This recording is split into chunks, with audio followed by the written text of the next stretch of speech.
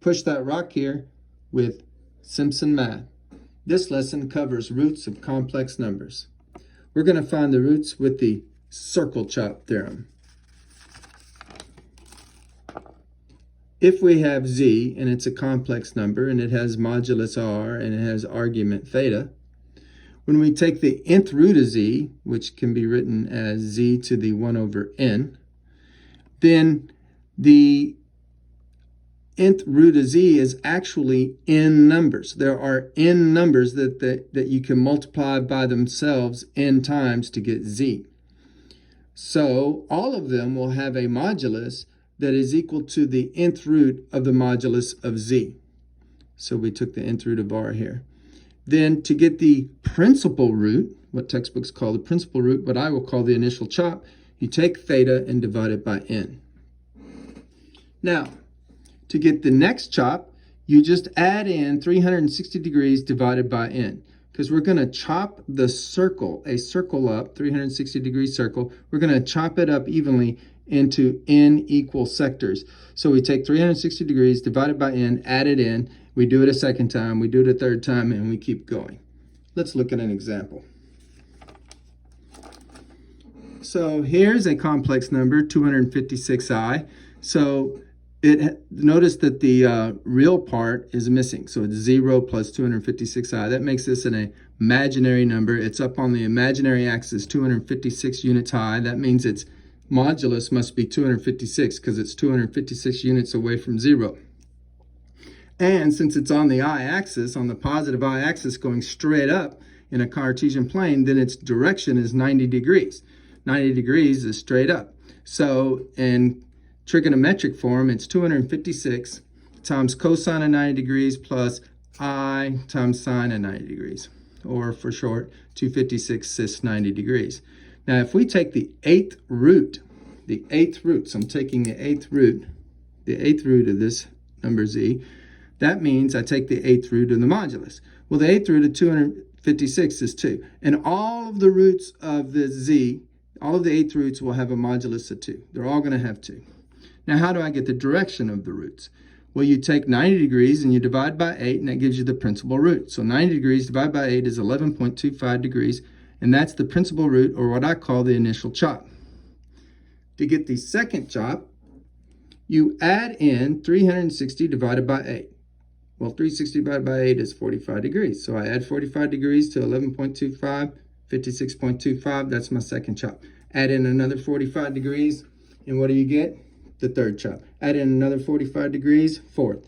Add in again, fifth. Again, sixth. Again, seventh. Again, eighth, and now we're done. If we add it in again, we will come to an angle that is coterminal with this angle, and so therefore we have the very same complex number. So we have got all 8 of the chops here, and that's how you use the circle chop theorem. Let's look at it graphically. Let's look at the number -1. As we discussed, -1's a real number because it's on the real number line, but it's also a complex number because it's in the complex plane. So here's the real number -1. It's also a complex number, and we're going to take the fourth roots of -1.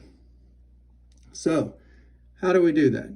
Well, we take the fourth root of its modulus. Well, the fourth root of 1 is 1. So all of its roots have a modulus of 1. This is a weird instance where the circle that contains all of the roots also contains the number we took the root of. That happens when the modulus is 1. In the previous example, the original number was on a circle that was 256 units away from the origin, and all of the roots were only 2 units away from the origin. So that was different from this situation. But anyway, all of our moduli will be 1 because the fourth root of this modulus is 1. How do you get the directions? Well, you take 180 degrees and divide by 4. 180 degrees by 4 is 135, and 180 degrees divided by 4 is 45 degrees, and that is our initial chop, our first chop, the principal root. Now you take 360 degrees, the full circle, because we're going to divide the full circle up into 4 equal parts. So I take 360 degrees, I divide by 4, and I get 90 degrees. And that's what I'm going to add each time to get the next chop. So I add 90 to 45, and there's my 135 that I mentioned earlier, too early. That's the second chop. I add 90 again, I get 225 degrees. That's the third chop. Add 90 one more time, one last time, to get the fourth and final chop, and that is 315 degrees. And notice, here are our roots of this -1. They're all complex. That's why when you were in algebra class or arithmetic class, your teacher told you that -1 does not have a fourth root, because there's no real number that I can multiply by itself 4 times and get -1. And that is very true. But there are 4 complex numbers that if I multiply by themselves 4 times, if I multiply this number by itself 4 times, I will get this number. How about that? And same goes for the others. Now, why do I call it the circle chop? Notice we have a circle chopped into 4 equally sized sectors. It's like we're just dividing up a pizza that we can all share. Success starts here at Temple College.